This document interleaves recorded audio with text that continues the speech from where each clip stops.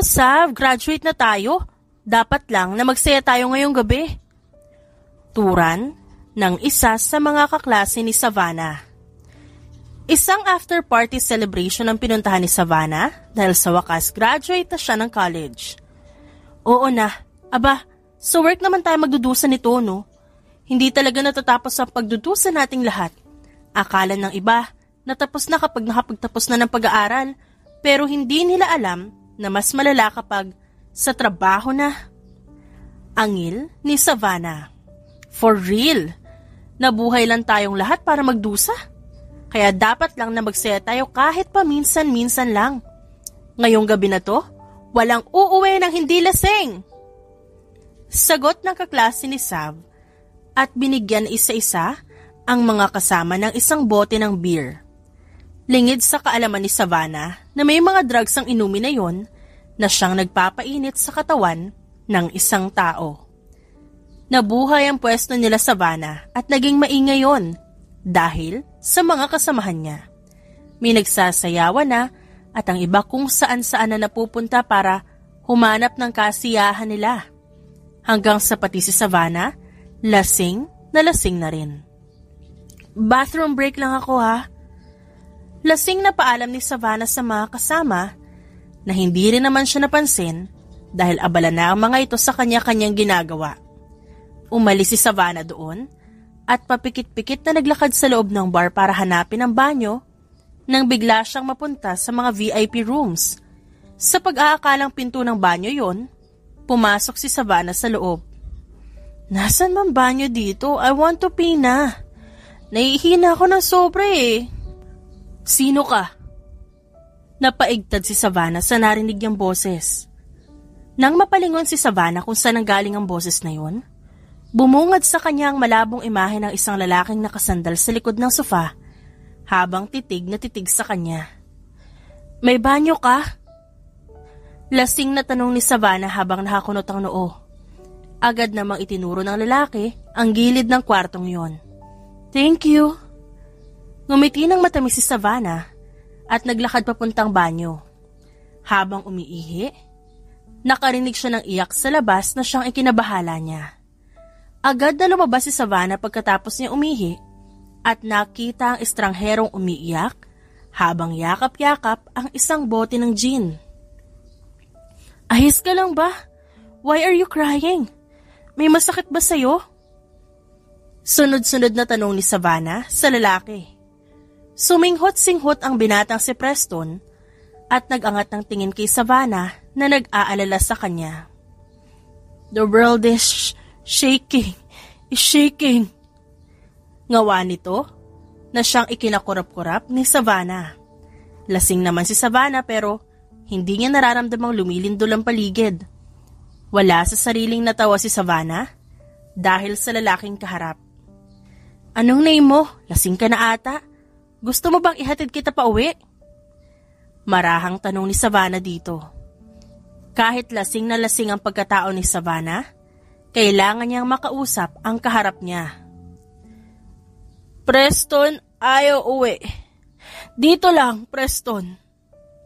Sabay iling-iling nito at yakap ng mahigpit ang inumin. Preston. What a manly name. Tapos ang cute-cute nitong kaharap ko. Pakiramdam ko tuloy nag-aalaga ako ng bata. Kapag ganitong klaseng kakulitan ang meron ng mga anak ko, paniguradong tatanda ako ng maaga. Turan ni Savannah sa sarili niya habang nangingiting nakatingin sa malabong mukha ni Preston. Habang nasa ganoong sitwasyon, nagulat si Savannah nang biglang itaas ni Preston ang suot nitong damit. Mabilis nilapitan ni Savannah si Preston habang nanlalaki ang mga mata. Hoy, ba't ka maghuhubad? Huwag ka maghubad, may tao kang kasama. Init eh. Super init. Reklamo ng lalaki. Habang pinipigilan ni Savannah si Preston na maghubad, bigla siyang nawalan ng balanse dahilan para mapatungan ni Savannah si Preston habang nakatihaya ito sa sofa. Napalunok si Savannah nang magtagpo ang tingin nila ni Preston. Lumalabo pa rin ang mga mata ni Savannah pero alam niyang gwapo ang lalaki. Bigla umangat ang katawan ni Preston. Hindi nakaiwas si Savannah dahil natulala pa siya sa pagmumukha ng binata, dahilan para magtagpo ang kanilang labi. Napalunok si Savannah habang titig na titig naman si Preston sa kanya. Nang igalaw ni Preston ang mga labi nito, kusa ring gumalaw ang mga labi ni Savannah para sabayan ang binata sa halikan nila. Sobrang bilis ng pangyayari at nakita na lamang ni Savannah ang sarili niya sa isang hotel room kung saan siya dinala ni Preston pagkatapos siya nitong ayain palabas ng bar. Sarap mong humalik? Daing ni Savannah habang hinahagkan siya ni Preston. Hindi alam ni Savannah noong mga panahon na yon, umaandar na ang drugs sa katawan niya. Hindi huhupa ang init sa katawan niya hanggat walang nangyayari sa kanila ni Preston. Ganoon din si Preston na may nainom ding hindi dapat. Napuno ng init ang kwarto habang naghahalikan sila hanggang sa nauwi na sa mas malalim na pangyayari ang lahat. Nang magising si Savannah kinabukasan, agad siyang kinabahan pagkakita niya sa katabing estranghero na balot ng kumot. Ba't ako nandito? Sino tong kasama ko? Ba't ako batubad? Takot na tanong ni Savannah sa kanyang sarili. Dahil sa drugs na ininom ni Savannah, nakalimutan din niya ang lahat ng naganap kagabi. Miski pangalan o pagmumukha ni Preston, hindi niya alam. Kailangan ko makaalis dito. Hindi ako pwedeng manatili dito. Baka magising tong lalaki sa tabi ko. Hindi ko nga siya kilala. Bakit ba kung sino-sino na lang sinasamahan ko? Aniya at nagmamadaling bumaba ng kama. Muling natignan ni Savannah ang taong nasa kama. Balot na balot ito ng kumot at nakatalikod sa kanya kaya hindi niya makita ang pagmumukha nito. Huwag mo nang tignan ang mukha, Savannah. Isang pagkakamali na sumama ka sa estrangherong to. Dapat lang na umalis ka na ngayon na hindi nakikita ang pagmumukha niya. Kalimutan na lang natin lahat. Kalimutan natin lahat na nangyari. This never happened at all. Sunod-sunod na tura niya sa sarili at saka mabilis na agad na umalis. Sa hotel room na yon, tinakpan pa ni Savannah ang mukha niya habang papalabas sa takot na may makakilala sa kanya. Naisarado din ang bar na yon. Gigil na sambit ng kaibigan ni Savannah na si Dolly habang may binabasa ito sa cellphone. Ha? Anong bar? Ba't nagsara? Tanong ni Savannah pagkatapos marinig ang boses ng kaibigan. Yung bar na pinuntahan nyo noong after graduation. Nalaman ng mga kapulisan na may illegal transaction doon. May mga drugs ang inumin nila na nagiging dahilan kaya nagiinit ang katawan ng mga tao.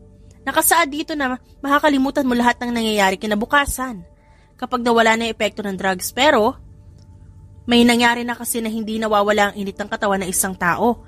Kapag walang nangyaring kababalaghan, nakabuti na lang talaga hindi ka masyadong mahilig uminom. Kung hindi, baka isa ka sa mga nabiktima ng bar na yun. Sunod-sunod na sabi ni Dolly na siyang ikinaawang ng bibig ni Savannah. Drugs? Inumin? Kaya ba wala akong maalala pagkatapos ko magising sa hotel na yon? Dahil sa nainom kong inumin na may drugs?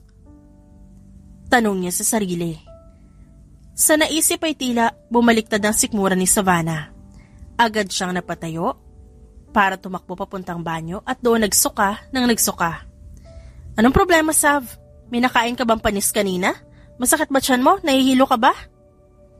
Sunod-sunod na tanong ni Dolly sa kaibigan sa nag-aalalang boses. I don't know. Hindi na natapos ni Savannah ang sasabihin at muli siyang nagsuka. Kailangan nating magpa-check up, Savannah. Baka may nakain ka hindi tama kanina umaga. Uso pa naman ang kung ano-anong sakit these days. Hindi tinigilan ni Dolly si Savannah dahil sa pag-aalala. Kaya sa huli, walang nagawa si Savannah kundi pumayag na magpa-check up sa ospital. Sa tingin ko, maling doktor ang nilapitan niyo para sa bagay na to.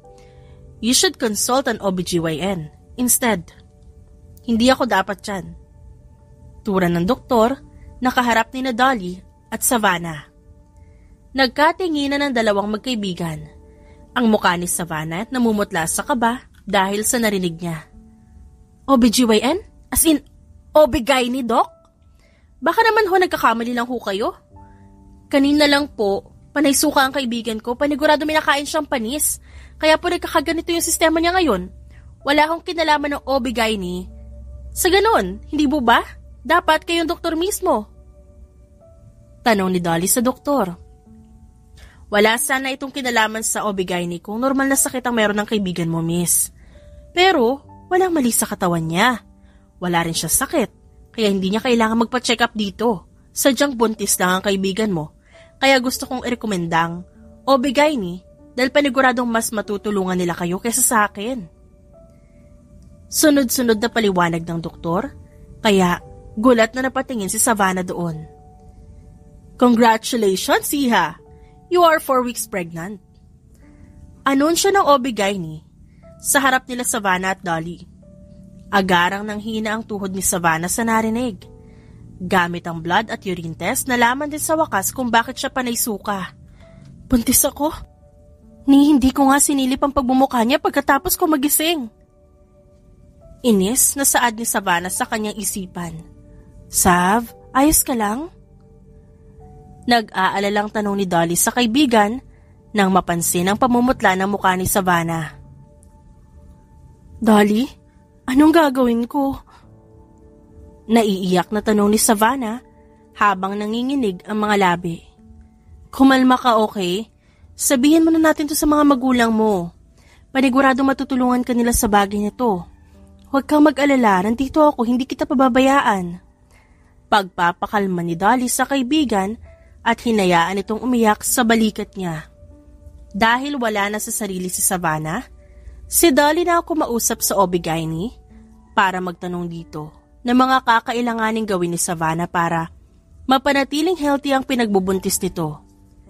Pagkatapos ng mga yon, bumalik kayo after 3 weeks para ma-check natin ulit ang pagbubuntis niya. Oo nga pala, nasa na husband ng kaibigan mo?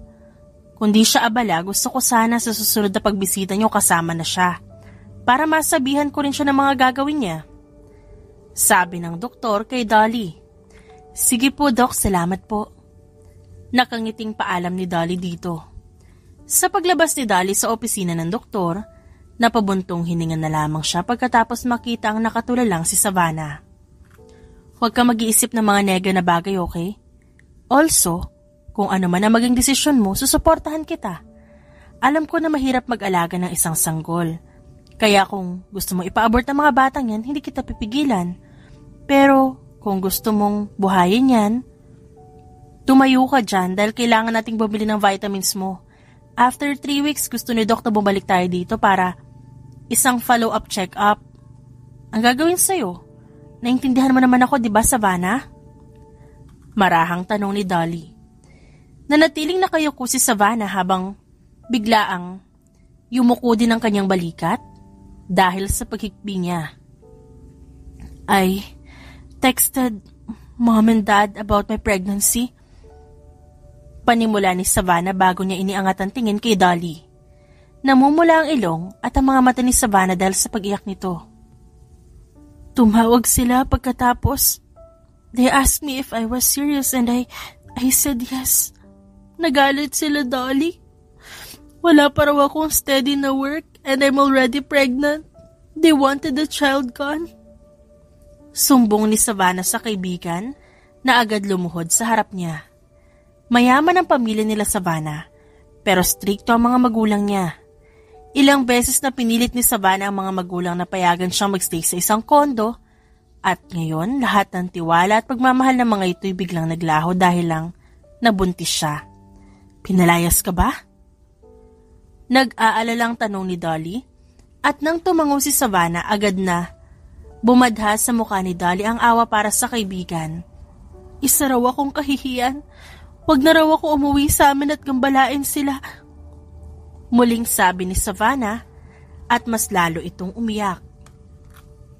Huwag ka mag-alala. Nandito pa naman ako. Hindi kita iiwanan. You have your condo, right? Binigay nila yun sa'yo. At doon ka nagsistay kasi malapit lang sa university. Doon ka muna ngayon habang nagbubuntis ka. Tutulungan kita, naintindihan mo ba? Don't worry. Hindi ka nag-iisa. Nandito ako. Muling dagdag ni Dolly. 4 weeks later, wow! I heard a second heartbeat. Hindi lang isa. O 2 tibok ng puso ang naririnig ko, 4 sila. Mangha na sabi ng OB-GYN na siyang ikinaputla na mukha ni Savannah. Dok, normal pa ba ang anak ko? Ba't 4 ang puso? Kinakabahang tanong ni Savannah na nakaani ng halakhak mula sa OB. Hala Dok, huwag kayong ganyan. Kinakabahan na nga tong kaibigan ko eh. Baka manganak to na wala sa oras. Sabi naman ni Dolly na siyang nalilito na rin sa sinabi ng doktor. Oh, I didn't mean it like that. Ang ibig sabihin ay quadruplets ang anak niyo. 4 heartbeats. 4 na makukulit ang nasa loob ng tiyan mo, Miss Miranda. Sagot ng OB-GYN na halos ikalaglag ng panga ni Savannah at Dolly. Nagkatinginan pa ang magkaibigan habang kumukurap-kurap ang kanilang mga mata. Did I hear it right, Doc? Quadruplets? 4 heartbeats. 4 na bata yun, right? You're going to give birth to 4 children? Sunod-sunod na tanong ni Dolly kay Savannah. Yes, tama ang sinabi mo, Iha. Sang-ayon naman ng OB kay Dolly na napasinghap ng malakas. OMG, Sav, kakayanin mo ba magluwal ng 4 na sanggol? Hindi ba masisira ang... Naputol ni Dolly ang sasabihin nang hampasin siya ni Savannah sa balikat habang namumula ang pisngi. Shut up, Dolly. Nakakaya. Saad ni Savannah at nasapu ang kanyang muka. 4 na bata ang lalabas sa kanyang puwerta. Kakayanin niya ba yon? Hindi ba siya mawawasak? Yun ang mga tanong na nasa isip niya. Natawa ang ubi sa magkaibigan at bahagyang napailing. Huwag kayong mag-alala kung di kakayarin ni Miss Miranda ang normal labor, pwede namang cesarean na lang. No way, Doc. Ayoko rin hong iwain ako. Pakiramdam ko masakit yun eh. Nakangiwing putol ni Savannah sa doktor na kanina pa naaaliw sa kanila. Don't worry. Hindi ko kayo pababayaan lalo na dahil ito ang kauna-unahan kong pasyente na may quadruplets na dinadala. It's an honor to help you out. Marahang sabi ng doktor. Nahaplos na lamang ni Savannah ang kanyang tiyan. 4 na sanggol ang magiging una kong anak? Pinalayas man ako sa amin, hindi ako magsisisi. Hindi kasali ang batang ito. Ang mga anak ko sa kamali ang nagawa ko. Hindi ko dapat sila parusahan sa isang bagay na ako naman ang nagdesisyon na gumawa. Hindi ko man maalala ang nangyari. Nung gabing yun, ayos lang. Basta maayos ko silang mailabas sa mundong to. Ani Savannah sa kanyang isipan. 8 years later, Mommy, I want my milk! Sigaw ni Claire, ang isa sa mga quadruplets si Savannah. Si Claire ang pinakabunso sa lahat. Wait lang baby, nagtitimpla pa si Mommy. Sigaw pabalik ni Savannah habang binabalansa ang kilos niya sa pagtitimpla ng gatas at sa pagluluto ng pancakes. Mommy, chocolate syrup po sa akin, plus eggs, Mommy, please. Tura naman ni Maximus na siyang sumilip sa ginagawa ng mommy niya. Ito ang 3 sa quadruplets na anak ni Savannah. Yes, baby, noted. Pwede bang dun ka muna sa table? Baka kasi mapasok ka bigla dito, baby eh. Marahang sabi ni Savannah kay Maximus na siya namang masayang tumango. I want a chocolate milk sana, Mommy. Plus bacon and strawberry syrup po. Thank you, Mommy. Sabi naman ng panganay na si Ivy. Noted, baby. Pakibantayin mo na ang kapatid mo, okay? Alright, Mommy. Ako na po bahala sa kanila. Nakangiting sagot ni Ivy at agad pinuntahan ng mga kapatid niya sa hapagkainan. Bihis na rin ito para sa pagpunta nito ng school. Napabuntong hininga na lamang si Savannah. Ang hirap nga naman talaga mag-alaga ng mga bata. Pero hindi ako nagsisisi, lalo na dahil masaya naman silang kasama kahit sobrang kulit. Nakangiting saad ni Savannah. Wow, you look so haggard, Sav. Mabilis na napalingon si Savannah sa nagsalita kasabay ng panlalaki ng kanyang mga mata. Dahil abala si Savannah sa pagluluto, hindi niya napansin ang pagpasok ni Dolly. May sariling susi si Dolly sa bahay ni Savannah, kaya nakakapasok ito kahit kailan ito gusto. Dolly, OMG, help me Dolly, ang sakit na ng kamay ko. Reklamo agad ni Savannah Pagkakita sa kaibigan na agad natawa sa kinahihinatnan niya. Sabi ko naman sa'yo, mag-hire ka na ng nani, di ba? Look, mukha kang witch dyan. And are those food even edible? Bakit ang itim ng pancakes mo? Nakangiwi at hindi makapaniwalang tanong ni Dolly sa kaibigan. Those are just colors, I think. May itim naman na pancakes hindi ba? Balik tanong ni Savannah sa kaibigan na siyang napailing-iling. No way, Sav. Huwag mo ipakain yan sa mga inaanak ko. Buti na lang pala at pumunta ako dito, no? I bought some foods for you.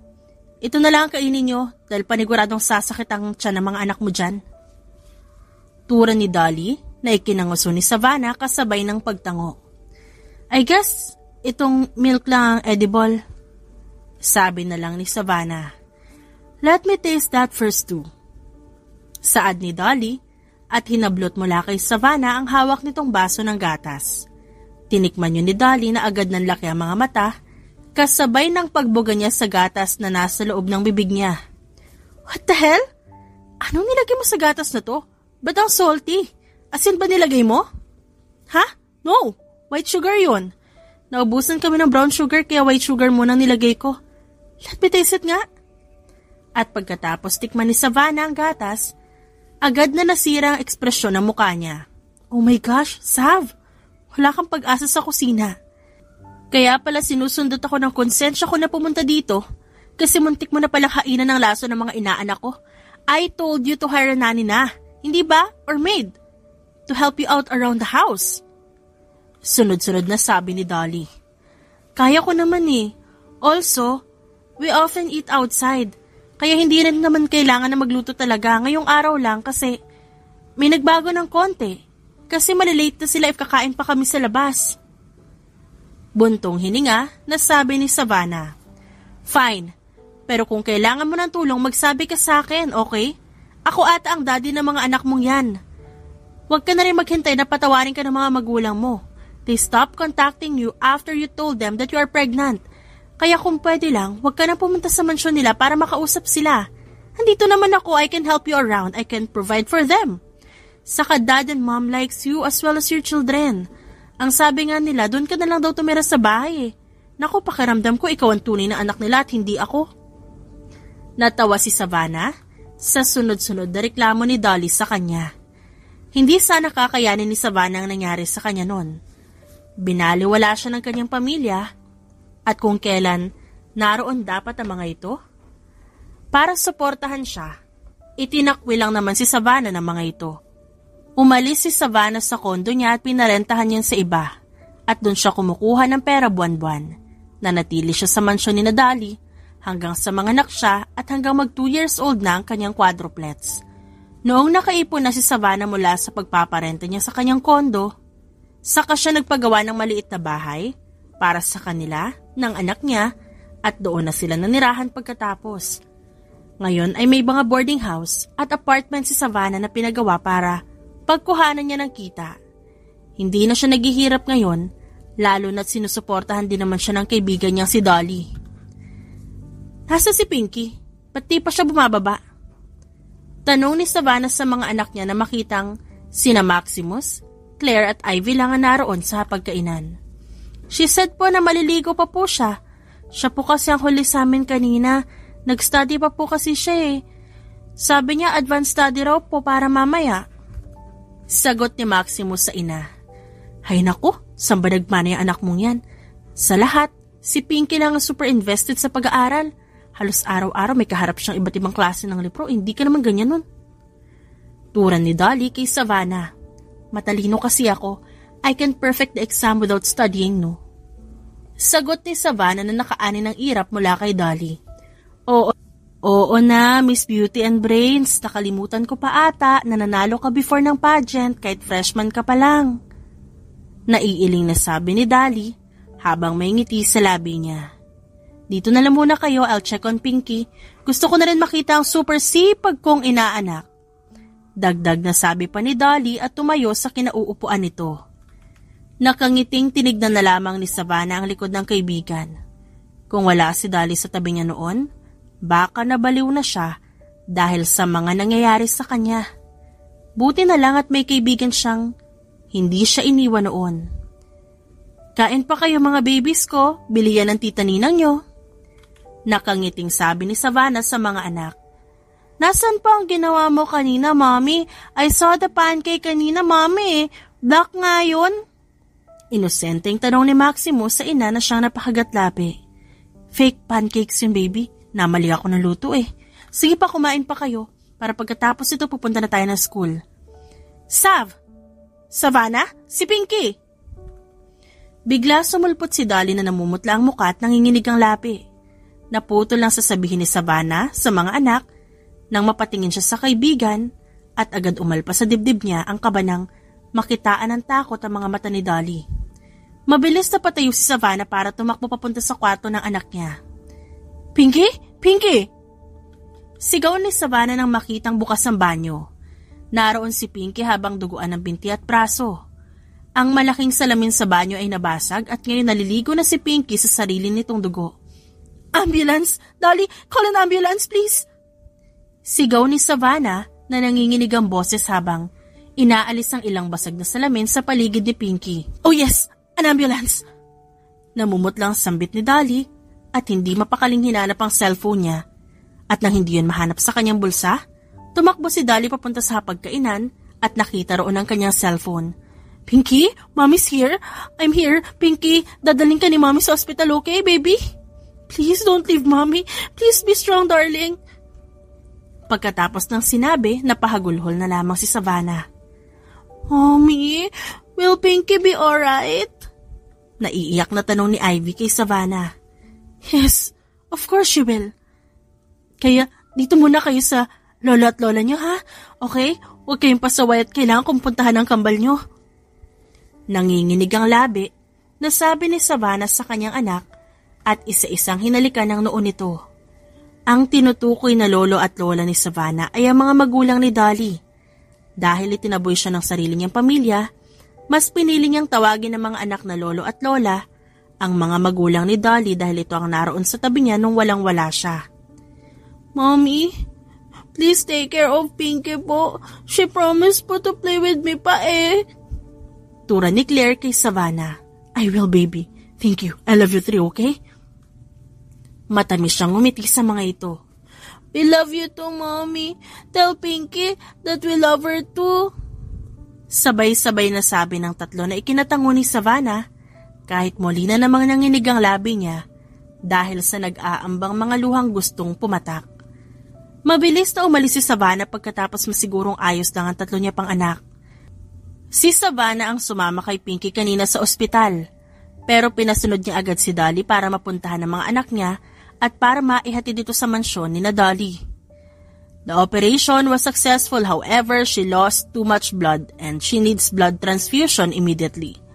Ubos na ang stock ng AB negative dito sa ospital. Are you perhaps AB negative, ma'am? Hindi man nakapagpahinga si Savannah, yun agad ang bumungad sa kanya pagkarating niya doon. Kaalis lang ni Dolly para sa trabaho nito at hindi man ito gustong iwanan si Savannah, kailangan pa nitong bumalik sa kumpanya nila. AB negative raw, Dolly? I am not AB negative. Saan ako maghahanap ng ganong klaseng dugo? Daing ni Savannah sa kaibigan mula sa kabilang linya ng cellphone kung saan nandun si Dolly. Bakit ang rare ng dugo na yan, Sav? Hindi ka naman AB negative, di ba? Type A positive ka lang. Kaya paano naging AB negative si Pinky? Nasapo na lamang ni Savannah ang kanyang noo. Hindi niya alam ang gagawin niya para sa sitwasyon na nangyayari. Para na naman siyang bumalik sa dati kung kailan pinagbubuntis niya pa lang ang quadruplets. Miss? Nagangat si Savannah ng tingin sa tumawag sa kanya at bumungad sa kanyang isang estranghero. Yes. Mahinang tanong ni Savannah. I'm sorry. Narinig ko kasi ang pinag-uusapan niyo ng katawagan mo. You're looking for an AB negative blood type? Marahang tanong nito na siyang kumuha sa atensyon ni Savannah. Yes. Naghahanap nga kami, sir, yung anak ko kasi, sir. Nasugatan sa bubog ng mga salamin kaya kinailangan niya ng blood transfusion. Masyadong maraming dugo kasi nawala sa kanya eh. Bakit, sir? May kilala ho ba kayo AB negative ang blood type? Actually, I am AB negative. And I'm willing to help. Pwede ako magbigay ng dugo sa anak mo. Agad na yumuko si Savannah para magpasalamat sa mabait na estrangherong tumulong sa kanya. Thank you po sobra sir. Hindi alam ni Savannah kung anong idudugtong na pangalan kaya napaangat siya ng tingin sa kaharap. Preston Sarmiento.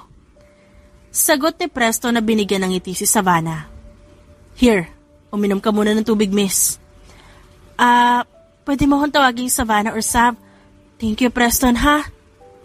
Mahinang sabi ni Savannah. Nahihiyang tinanggap ni Savannah ang inabot na tubig ni Preston sa kanya. Napatingin din siya sa lalaking bumili noon. Mayaman ata siya. May kwartiyang kasama eh. Hindi kaya ako nakakaabala ng sobra? Nag-aalalang tanong ni Savannah sa isipan. May problema ba? Marahang tanong ni Preston. Baka lang may ginagawa ka at nakakaistorbo ako. Umiling-iling naman kaagad si Preston nang mahina sa dalaga. Ayos lang ako, actually. I'm here for my weekly check-up and dadaanan kita kanina pagkatapos kaya nagpasya na ako makialam. Saka naghihintay lang naman tayo ng results kung compatible ba ako para masalina ng dugo yung anak mo. Matatapos din naman agad yun, kaya huwag ka mag-alala. Hindi ka nakakaabala sa akin. Nakangiting sabi ni Preston, kaya bahagyang napatangu-tangu si Savannah. Agad nag-iwas si Savannah ng tingin kay Preston nang lumabas na sa wakas ang doktor na siyang nag-test kay Preston. Mr. Sarmiento, hindi mo sinabi sa akin na direct relative mo pala ang batang ito. Tila tumigil sa pagtibok ang puso ni Savannah sa narinig niya. Mabilis din siyang napatingin kay Preston na napakunot ang noo sa sinabi ng doktor. Ho? Anong direct relative, Doc? You must be Mrs. Sarmiento. Tura ng doktor na siyang ikinakurap-kurap ni Savannah. Nang matauhan si Savannah, agad siyang umiling. Hindi ko po asawa si Sir Preston. Wala ho kaming relasyon. Gusto niya lang po akong tulungan. But I never make mistakes. Sigurado ako sa bagay na ito lalo na dahil ito ang lumabas sa results. Anak ni Mr. Sarmiento ang bata. Sagot ng doktor at binigay kay Savannah ang results na agad hinaplot para mabasa. Nalaglag ang panga ni Savannah nang makita ang nakalagay doon. Nakasaad doon nakadugungan ni Preston si Pinky, na anak nito si Pinky. Pero paano nangyari ang bagay na to? Hindi ko nga kilala ang ama ng anak ko paano nangyari to? Nalilitong tanong ni Savannah. Kinuha ni Preston mula kay Savannah ang results at tinignan yon. Kung ganun man, hindi ko kayang bigyan ng dugo ko ang batang yon. Savannah. Nanlulumong na patingin si Savannah kay Preston. Ayaw niyang bigyan ng dugo si Pinky dahil nalaman niyang anak niya to? Akala ba niya ini-scam namin siya dito? Pero hindi ko alam kung ano nangyayari. Miski ako wala ko maintindihan. Reklamo ni Savannah sa sarili niya. Ngunit habang gano'n ang iniisip, naramdaman ni Savannah ang pag-abot ni Preston sa kamay niya, kasabay ng marahang paghaplos dito. Don't overthink, Sav. Gustuhin ko mambigyan ng dugo ang bata. Hindi ko yan pwedeng gawin. I have a heart problem and it's hereditary. Hindi ko pwedeng ipahamak ang anak natin. Humina ang boses ni Preston sa huling sinabi nito. Tila hindi pa rin makapaniwala sa nalaman. Ikalawang beses siyang tumigil bago sinabi ang salitang anak namin. Sino bang hindi magugulat? Bachelor siya at single na single tapos malalaman niya na lang bigla na may anak siya. Huwag kang mag-alala, I will use my connections. Sisiguraduhin ko na ngayon din mabibigyan ng anak natin ang kinakailangan niyang dugo.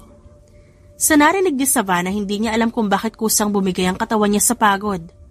Kusang pumikit ang mga mata ni Savannah hanggang sasaluhin na lamang siya ni Preston gamit ang mga braso nito. Nahimatay ho siya, boss? Tanong ng gwardya ni Preston ngunit umiling lang si Preston.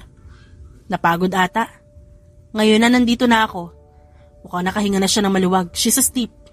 Contact her people in the blood banks and international blood networks. I need AB negative blood type ASAP.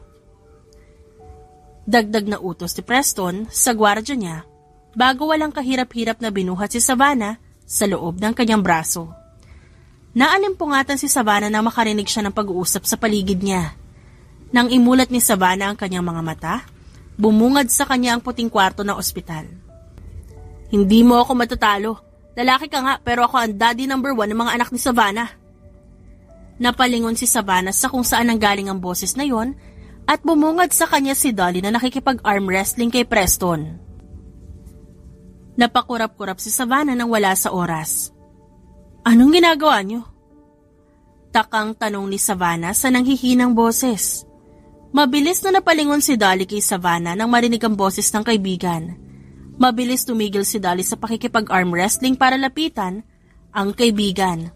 Finally, you're awake. Tinakot mo ako, Sav. Akala ko kung ano nangyari sa'yo, buti na lang at bumalik ako. Pasigaw na sa ni Dolly at agad niyakap si Savannah.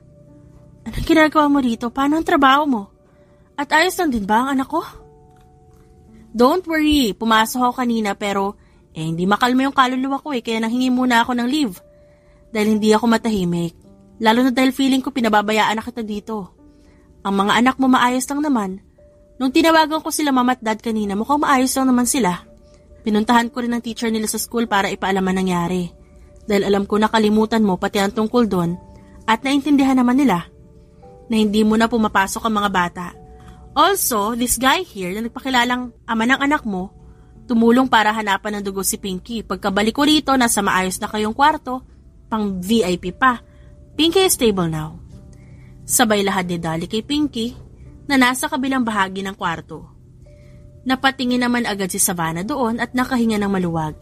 Pagkatapos makita ang kanyang anak na nasa maayos na sitwasyon. Sav, na-scam ka ba or what? Gwapo naman siya pero nakainom ba to ng drugs? O baka naman ay naumpog sa kung saan? Ba't yung sinasabi sa akin kanina na siya raw ang ama ng anak mo? Pabulong na tanong ni Dolly kay Savannah. Muli, pumasok sa utak ni Savannah ang nangyari kanina lang. Alam ni Savannah na totoo lahat ng nakita niya kanina. Hindi ko rin alam. Siguro pinaglalaroan kami ng mundo kaya nagtagpo ulit ng das namin. Hindi ko maalala ang mukha o pangalan ng lalaki na kasiping ko noon. Pero ayon sa results kanina, siya ang ama ng anak ko. Napasinghap si Dolly dahil doon. Hindi nga. Totoong daddy siya ng mga anak mo? Gulat na tanong ni Dolly at nilingon pa si Preston bago tinignan mula ulo hanggang paa. May problema ka sa akin? Takang tanong naman ni Preston nang mapansin ang titig ni Dolly sa kanya. Mabilis namang napaismid si Dolly at namewang sa harap ni Preston. Grabe ka rin, no? Pagkatapos mong putukan tong kaibigan ko, bigla-bigla ka nalang nawala na parang bula. Ni hindi mo kinonsidere yung nararamdaman ni Savannah, talagang ngayon ka lang sumulpot? Sigaw ni Dolly kay Preston. Nanlaki ang mga mata ni Savannah sa narinig niya. At agad hinila ang braso ni Dolly para bumulong dito. Gaga ka ba? Ako ang naiwan doon sa lalaki na kasipin ko sa hotel. Hindi niya ako iniwan. Ako yung umalis ka agad. Nahihiyang sabi ni Savannah sa mahinang boses. Napakurap-kurap naman si Dolly sa narinig at napalunok. Muling nilingon ni Dolly si Preston. Wala akong pake kung ikaw ang nang iwan. Nagdusa pa rin ang kaibigan ko tapos ano? Ni hindi mo kayang bigyan ng dugo ang anak mo? Kairita ka, boy! Sigaw na naman ni Dolly at kulang na lang itaas ang gitna niyang daliri para kay Preston. Muli na namang nanlaki ang mga mata ni Savannah sa narinig niyang sinabi ni Dolly. Napaigik si Dolly, nahilahin na naman siya ni Savannah. Ano ba girl? May sakit sa puso si Preston, hereditary. Kaya hindi siya nagpasa ng dugo. Kahit gusto niya dahil natatakot siyang maipasa kay Pinky yung sakit niya. Di mo agad sinabi? Naging masama pa tuloy ako. Ikaw kaya tong panay sigaw agad? Ayos lang ba kayong dalawa? Tanong ni Preston sa magkaibigan na agad na paayos ng tayo. Yeah, ayos lang. Walang problema sa amin. Sagot ni Dolly at namewang sa lalaki. Para walain ang naunang impresyon ni Preston kay Dolly, agad na pumalakpak ang dalaga habang may ngiti sa kanyang labi. So, kilala mo na rin ba ang iba mong anak? You know, the rest of the quadruplets, sina Ivy, Maximus at Claire? Dagdag na sabi ni Dolly, kaya napangiwi na lamang si Savannah. May 3 pa? Quadruplets? 4 silang lahat? Hindi makapaniwalang tanong ni Preston. Yes, naku, hindi mo alam pero kahit kami nagulat nung nalaman namin quadruplets ang dinadala ni Savannah. Bigla namang natigilan si Dolly sa pagsasalita nang biglang nawala ng malay si Preston. Yung bibig mo Dolly Sigaw ni Savannah at agad tinakbo ang distansya nila ni Preston. Ha? Wala akong ginawa. Wait, don't run nga, baka mapano ka? Asik ni Dolly sa kaibigan na hindi naman nakinig sa kanya. Ang hina naman nitong lalaking to. Nahimatay siya dahil lang sa sinabi ko? Gaga ka talaga. Alam mong may sakit sa puso yung tao. Paano kung biglang inatake yan? Tura ni Savannah. Nagkibit balikat na lamang si Dolly. Marami kaming pera kaya hindi niya kailangang mag-alala. Ipaghahanda ko siya na maayos na libingan. At anong kabaong ba ang gusto niya, yung kulay gold? Nalaglagan pa nga ni Savannah sa sinabi ni Dolly sa kanya. Naiinis na hinampas niya ang kaibigan na tumawa lang sa isang tabi. Ewan ko talaga sa'yo, Dolly, nako. Kaya siguro hindi ka nagkaka-boyfriend hanggang ngayon. Inoferan mo siguro sila ng libreng kabaong. Napasinghap naman si Dolly at nagawa pang takpan ang bibig nito. Hala, paano mo nalaman? Muli na namang hinampas ni Savannah si Dolly sa naging sagot nito.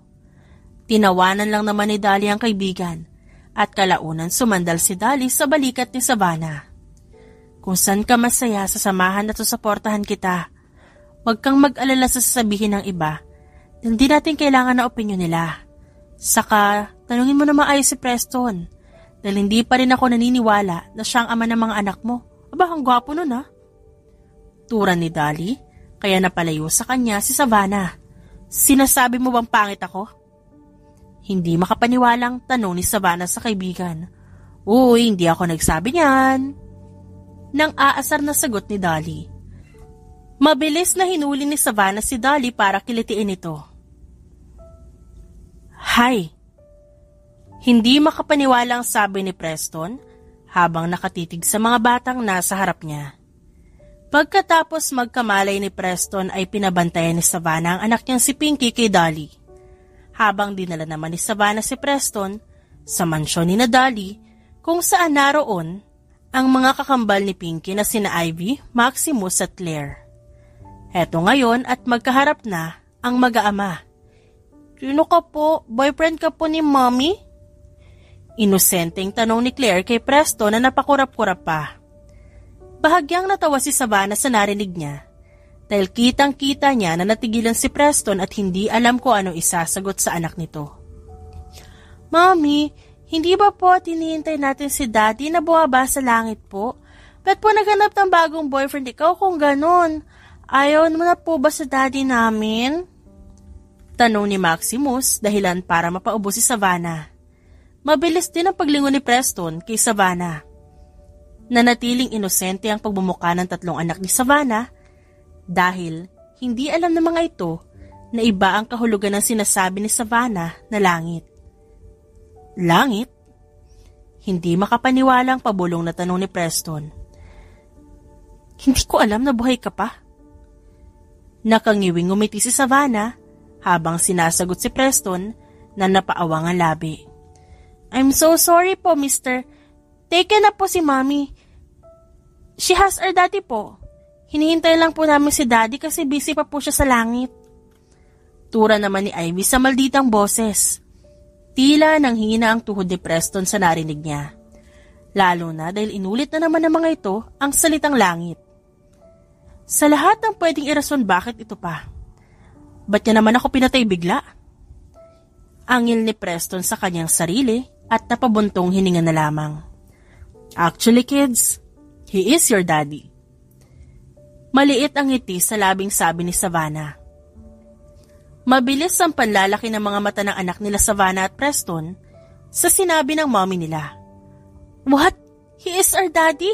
Sure ka, mommy? Tanong ni Maximus kay Savannah na natigilan sa naging tanong ng anak niya. Ano ibig mo sabihin, baby? Lumapit naman si Maximus sa kinauupuan nito at bumulong. Ang pogi niya, Mami, para po siyang artista. Sabi ni Ivy sa akin na yung mga artista, yung may mga pinapangarap daw po ng mga tao. Baka lang, Mami, na pinapangarap mo lang siya.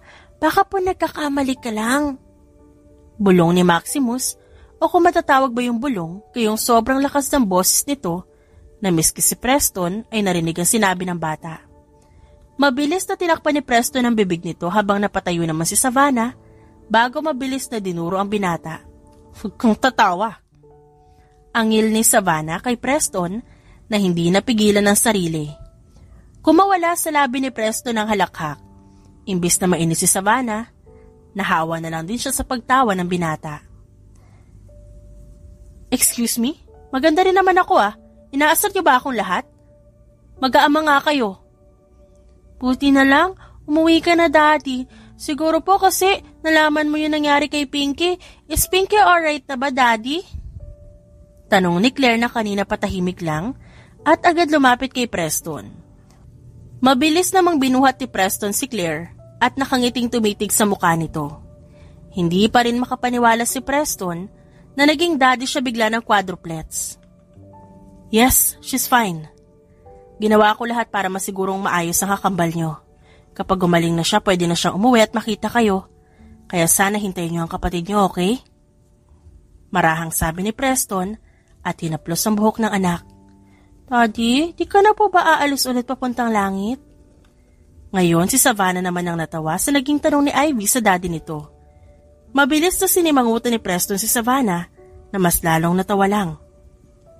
Sa huli, napailing-iling na lang si Preston habang may ngiti sa kanyang labi bago ituon ang atensyon kay Ivy. Hindi na ulit aalis ang Daddy, Princess. Daddy will stay. Sagot ni Preston kay Ivy na hindi lang nagpasaya sa kanya, kundi pati kay Savannah. Bakit mo sinasabing mananatili ka? Tanong ni Savannah na makabalik na sila ng ospital. Nasa loob sila ng hospital room ni Pinky, kung saan wala na si Dolly dahil umalis ito para magkape. Hindi ko alam kung bakit nakalimutan ko ang nangyari nun. Nagising na lang ako na nasa isang hotel room. I waited for hours in there dahil iniisip ko na baka may kasama ako doon. Pero hindi ko lang naalala. Pero walang bumalik. Hindi ka bumalik. Sagot ni Preston na siyang hindi maintindihan ni Savannah. Hindi ko rin alam kung ano nangyari nun. We were both drugged. Hindi natin ginusto ang nangyari kaya hindi kita hinanap dahil ayokong itali ka sa responsibilidad na hindi mo naman gusto. Paano ka nakakasiguro na yun ang gusto ko? Na gusto kong talikuran ka na lang at ang mga anak natin?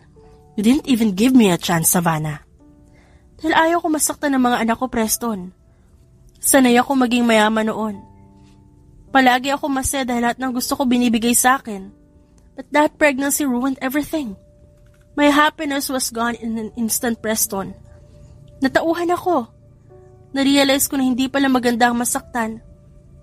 Pero, imbes na ipa-abort ang mga bata para makuha ulit ang bagay na nakasanayan ko, mas pinili ko silang buhayin. Dahil gusto ko silang makita sa mundong to. At gusto kong maranasan nilang mabuhay. Kahit nasa loob ko pa lang sila, minahal ko na sila. Mahal na mahal ko sila, Preston. Kung kaya hindi ko kakayanin kung bigla na lang may magsasabi sa kanila na hindi sila tanggap ng taong yun. Lalo na kung nanggaling yun sa mismong ama nila. Mahabang sabi ni Savannah na siyang pumutol sa ibang sasabihin sana ni Preston. Napabuntong hininga naman ang lalaki. Wala akong balak na ganun. I would have loved them too, Savannah. I would want them. Dahil mga anak ko rin sila. Mahal ko rin sila. Kahit na hindi ko alam kung anong buong nangyari sa pagitan nating dalawa, mahal ko sila. Mahal ko ang mga anak natin. That's the reason why I want to ask your hand for marriage, Savannah. Dire-diretso ang sagot ni Preston na siyang gumulat sa kanya. Anong kasal? Nagbibiro ka ba? Ba't mo ako inaaya bigla ng kasal? Hindi makapaniwalang tanong ni Savannah habang nanlalaki ang mga mata sa gulat. Dahil gusto kitang pakasalan. Gusto kitang makasama at ang mga anak nating dalawa. I want to give them a family. We can do that. Pwede natin silang alagaan dalawa. Hindi na natin kailangan magpakasal pa. Putol ni Savannah kay Preston. at binigyan ng binata ng pilit ng ngiti. You know, this is crazy. Hindi mo alam kung anong sinasabi mo. Hindi mo alam kung ako ba ang tamang babae para sa'yo. Yes, we do have children, quadruplets. Pero panghabang buhay ang isang kasal, Preston. Isang sagradong bagay. At hindi ko basta gagawin yun nang hindi ako sigurado. Lalo na kung hindi sigurado sa akin ang pakakasalan ko. At hindi sapat na rason ang binibigay mo sa akin. Oo, may anak tayo pero ayaw ko rin silang bigyan ng mga magulang na napipilitan lang pakisamahan ng isa't isa. Dahil sila ang masasaktan ng sobra sa gagawin natin. At hindi tayo, naiintindihan mo ba? Seryosong dagdag ni Savannah. Napabuntong hininga si Savannah at nagpalakad-lakad. Pero ikaw lang ang babaeng inaya ko ng kasal. Marami ako nakilala noon pero hindi ako kahit kailan man nakaramdam ng ganitong klase ng bagay. Here. Sa gulat ni Savannah, pinigilan niya si Preston sa paglalakad at inabot ang kamay niya. Mabilis na inilagay ni Preston ang palad ni Savannah sa dibdib niya at hindi alam ni Savannah ang gagawin dito. Nararamdaman mo ba? Lakas ng tibok ng puso ko. Hindi ko rin alam kung ano nangyayari sa akin. Pero sigurado ako na gusto kita. Kaya may nangyari sa atin nun. Hindi ko man maalala lahat. Pero alam ko na may nararamdaman ako para sa'yo. Dahil kung wala, ba't naaalala ka ng puso ko? Kahit nabura ka naman ang memorya ko. Sunod-sunod na sabi ni Preston. Napalunok si Savannah habang nakatitig sa kamay niyang nasa dibdib ni Preston. Pagkatapos ay nag-angat siya ng tingin kay Preston na titig sa kanya. Kung hindi mo gusto itong gagawin ko, malaya kang itulak ako papalayo. Muling sabi ni Preston at bago pa makapagtanong si Savannah, nahapit na ni Preston ang bewang niya at nahawakan na ang kanyang baba at inangkin ang kanyang labi. Nang maramdaman ni Savannah ang mga labi ni Preston at ang paggalaw nito, wala sa sariling napakapit siya sa batok ni Preston. Hanggang sa nakita niya na lamang ang sariling gumaganti sa mapupusok na halik ng lalaki sa kanya. Mommy? Tawag ni Pinky na siyang sa wakas ay nagising habang takang-takang nakatingin sa ina na nakikipaghalikan sa isang lalaki. Mabilis na natulak ni Savannah si Preston papalayo sa kanya dahilan para mawalan ng balanse ang binata at mapaupo sa sahig. Anong? Hindi makapaniwalang bulong ni Preston habang nakatingin kay Savannah na mabilis pa sa kidlat na pinuntahan ng anak nila. Gising ka na? Finally! Akala ko may mangyayaring masama sa'yo. Turan ni Savannah sa anak na si Pinky at mabilis na chinek ang anak niya. Si Preston naman ay nagtawag ng doktor na agad namang dumating. Mommy, ba't ka po kinakain ng lalaking yan? Hindi ka naman po pagkain, Mommy. Kuryosong tanong ni Pinky habang chinecheck ito ng doktor na dumating. Ha? Kinakain? Napakurap-kurap na sagot ni Savannah. Yes po. Nakita ko po kinakain ka po niya sa lips. Bilis nga po ng galaw eh. Gutom na gutom po ata siya. Malakas na napaupo si Savannah. Sa narinig niya habang si Presto naman napaiwas ng tingin habang natatawa. Hindi nasagot ni Savannah ang tanong ni Pinky hanggang sa klaruhin na ng doktor na walang mali sa bata at maayos naman ang lagay nito. At sa susunod, huwag ko sana kayo rito sa loob magkainan. May mga private rooms kami. Isa si Sir Sarmiento sa mga shareholders namin. Kaya walang problema kung manghihiram kayo ng kwarto. Dagdag ng doktor na nakataas ang kilay sa kanilang dalawa. Ang namumulang si Savannah agad na umiling-iling sa doktor. Wala ho kaming ginagawa, Dok. Baka nagkakamali lang yung anak ko sa nakita niya. Kasi kagigising niya pa lang. Depensa agad ni Savannah, pero si Preston, hinapit lang siya. Sorry, Dok. Pag-iisipan ko ang offer niyo. Preston? Putol ni Savannah kay Preston na siyang natatawa na lang na niyakap siya. Napailing-iling na lamang ang doktor bago ito nagpaalam sa dalawa. So marry me? Nakataas ang kilay na tanong ni Preston kay Savannah na siyang umawang ang labi. Mabilis namang pinataka ni Preston ng halik ang labi ng babae. Ano ba? Angil niya dito. Mommy? Tawag naman ni Pinky sa kanyang ina. Dahilan para mataranta si Savannah pero hindi siya binitawan ni Preston. Sagutin mo muna ako. Marry me, okay? Fine. Kapag nakuha mo ang oo ng mga anak natin, papayag ako. Taas noong sabi ni Savannah. Alright, susuyuin ko sila ng sobra kung ganun.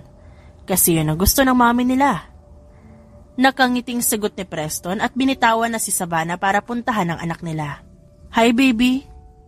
Rinig ni Savannah ang sabi ni Preston sa anak nilang si Pinky, na siyang ikinangiti na lamang ng babae.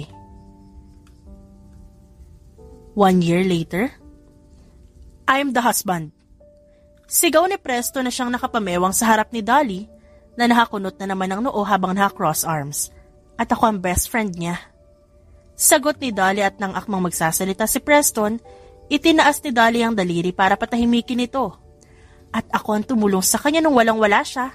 Ako ang naging tatay ng mga anak niya. I'm the daddy number 1, remember? Ako, Preston, at hindi ikaw. Ako ang unang nakakita sa mga bata at hindi ikaw. Ako, Preston. Naiiling na natatawa na lamang si Savannah habang nakatingin sa dalawa na parang batang nag-aaway. Ma'am, sabay-sabay na lang po kayong umakyat tatlo. Baka magkagulo sila eh. Sasabihan na lang po namin ng mga teachers mamaya kung ba't kinailangan tatlo kayong aakyat imbis na dalawa lang po ang pwede. Nakangiwing sabi ng organizer na siyang nanonood din kina Dolly at Preston. Okay po, sorry po talaga sa dalawang to ha. Sobrang proud lang po sila na puro honor student yung quadruplets namin. Pasensya na po talaga. Sagot ni Savannah. Mabilis na umalis si Savannah sa harap nito para lapitan ng dalawa. Hindi man ako ang nauna sa buhay nila pero mahal na mahal ko silang 4. Saka sinuyo ko sila. 3 buwan para lang mapapayag silang pakasalan ko ang mami nila. Ikaw best friend at tita Ninang ka lang. Hindi ako basta-basta best friend at tita Ninang lang ha. Maganda ako, magandang best friend at tita Ninang. Putol ni Dolly kay Preston at inirapan nito. Tumigil na lang kayong dalawa. Sabay na tayong 3 sa pag-akyat sa stage. Naiiling na singit ni Savannah sa mga ito. Talaga? Sure? Sabay na tanong ng dalawa na nagkatinginan pa pagkatapos bigla ang nag-fist bump. Sabi ko na gagana ang plano ko Buti na lang nakinig ka. Nakangising sabi ni Dolly. Di ko rin inaasahan na gagana You are very sly. May natutunan ako ngayong araw dahil sa'yo. Kaya dahil dyan ako mag-sponsor ng wedding venue mo kapag kinasal ka na. Huwag kang mag-alala. Hindi kita bibigyan ng basta-basta lang na wedding venue. Sagot ni Preston. Doon lang napagtanto ni Savannah na pinlano ng dalawa ang ginawa nila para mapilitan ng organizer na paakyatin ang mga ito ng sabay. Kapag kayo nahuli, sige. Tura na lamang ni Savannah. Di yan, mahal. Saka ano magagawa nila sa akin Isa ako sa mga stockholders ng paaralang to. Kapag kinalaban nila ako, ipapaguho ko ang stage na inaakyatan ng mga anak natin para hindi na natin kailangang umakyat pa. Tatango-tangong sabi ni Preston, dahilan para mapatawa si Savannah. Ewan ko sa'yo. Nang tawagin na ng sunod-sunod ang mga anak nila Savannah at Preston, sabay-sabay ang 3 na umakyat papuntang stage. Mami, Daddy, Tita Ninang! Sabay-sabay na sabi ng quadruplets na may ngiti sa labi. OMG! I'm so proud of you 4. Talagang galing-galing yung 4. San ba kayo nagmana at sobrang talino nyo? Ngiti-ngiti na sabi ni Dolly sa mga ito. Siyempre kay Daddy at Mami po. Hindi. Nandun kaya ako na ipanganak kayong 4. Sa kapitbahay daw kayo nagmana kaya ganyan kayo. Pang-aasar ni Dolly sa mga ito. Mabilis namang sumimangot si Claire.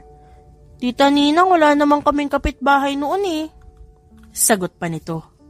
Ay naku, ang cute yung 4. Sana hindi kayo magbago ha. Kapag di kayo binigyan ng pera ng mami at daddy niyo, sa akin kayo lumapit. Ready ako ibigay lahat ng meron ako, okay? Ngiti-ngiti na sabi ni Dolly sa mga ito. Parang ikaw naging magulang bigla girl Baka gusto mo na rin magkaanak. Sabi ni Savannah na siyang dinugtungan naman ni Preston. Pwede naman basta maghanap muna siya ng boyfriend o asawa. Kasi hindi naman siya magkakaroon ng anak nang siya lang mag-isa. or pwede rin siya maghanap ng boyfriend for hire. Mabilis na sumimangot si Dolly sa sinabi ni Preston. Pinagtutulungan niyo talaga akong dalawa no? Nakakalimutan niyo ata na ako ang daddy number 1 ng pamilyang to. Aba, ngayon dumating ang totoong daddy, nakalimutan na ako? Reklamo ni Dolly. Bago pa humaba ang usapan nila, isinuot na ni Preston at Savannah ang mga medalya sa leeg ng mga bata at ganon din si Dolly na agad din namang napangiti pagkatapos makaharap ang inaanak niyang si Ivy. Congratulations, baby!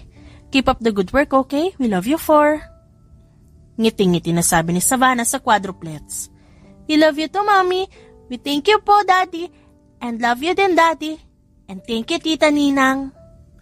Saad ng 4. Anong amoy yung nasusunog? Kunot noong tanong ni Savannah sa anak niya si Claire habang inaamoy ang paligid. Baka po si Daddy, Mommy. Sabi niya po kasi kanina ipagluluto niya raw po kayo ng breakfast at ang favorite cookies mo daw po. Sagot naman ni Maximus na siyang nasa tabi naman ni Claire. What? Gulat na tanong ni Savannah at agad namang napatayo. May napagtanto si Savannah pagkatapos nila ikasal si Preston. Kung di siya marunong magluto, mas malala ang kay Preston. Dahil hindi lang nito nasusunog ang pagkain, nagmumukha ang mga laso ng mga ito dahil nagkukulay berde bigla sa hindi malaman-laman na dahilan ni Savannah. Preston! Sigaw agad ni Savannah pagpasok niya ng kusina habang panay ang ubo dahil sa usok na bigla ang sumakop sa buong paligid. Mami, help! Wala kami makita! Sigaw ni Pinky na hawak-hawak ang kamay ni Ivy. Lagot ka talaga sa akin, Preston, ha? You promised me not to cook anything anymore. Ano to ngayon? Ginawa mong laruan tong kusina natin?